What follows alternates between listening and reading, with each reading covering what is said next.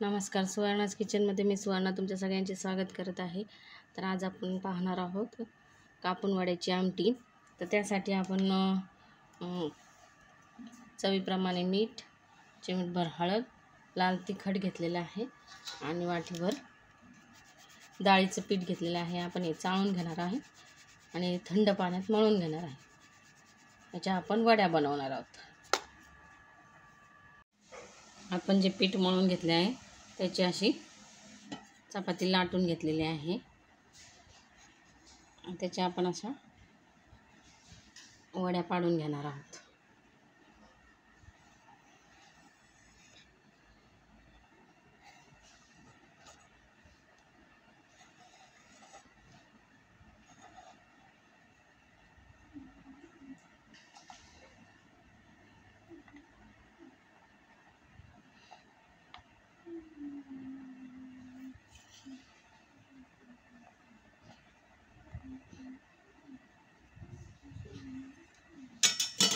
आपण सगळ्या अशा त्रिकोणी चौकोनी वड्या पाडून घेणार आहोत. अशा सगळ्या वड्या करून घेणार.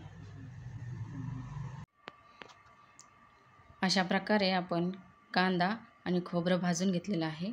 कोथिंबीर, आलं, लसूण हे सगळं आपण आता मिक्सरला वाटून घेणार आहोत बारीक.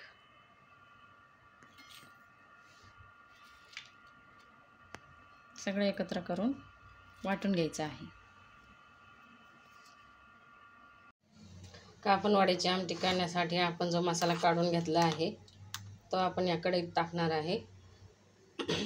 त्यात कढई तापायला ठेवली आहे. त्यात 2 चमचे तेल टाकलेलं आहे. तर कांदा, लसूण, खोबरं, आलं ह्याचं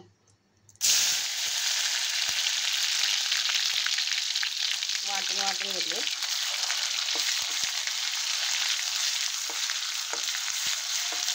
ते आपण याच्यात टाकून घेतलेलं आहे.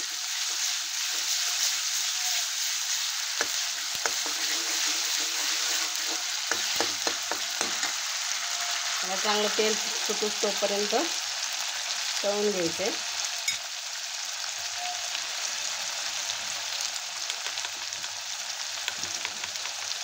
चिमूटभर हळद टाकायची,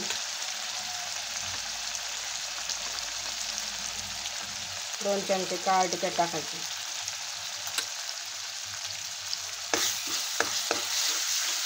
काळा मसाला तो आपण घरी केला होता. त्याची रेसिपी टाकलेली आहे. ज्यांना हवी असेल त्यांनी डिस्क्रिप्शन बॉक्समध्ये जाऊन बघावा. त्याला चांगलं तेल सुटलेलं आहे. आपण याच्यात पाणी टाकून घेणार आहोत.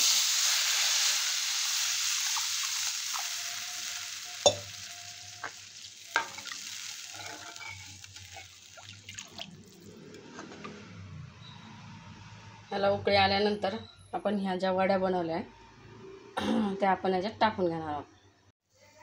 उकळी आल्यानंतर आपण याच्यात ह्या वड्या टाकून घेणार आहोत.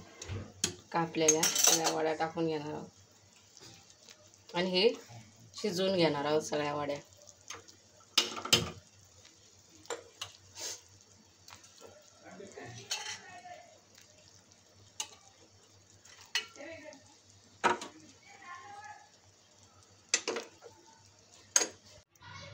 अशा प्रकारे आपली रेसिपी कापून वड्याची आमटी तयार झालेली आहे.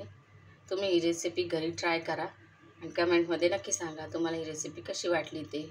व्हिडिओला लाईक, शेअर आणि सबस्क्राईब करायला विसरू नका. बाय.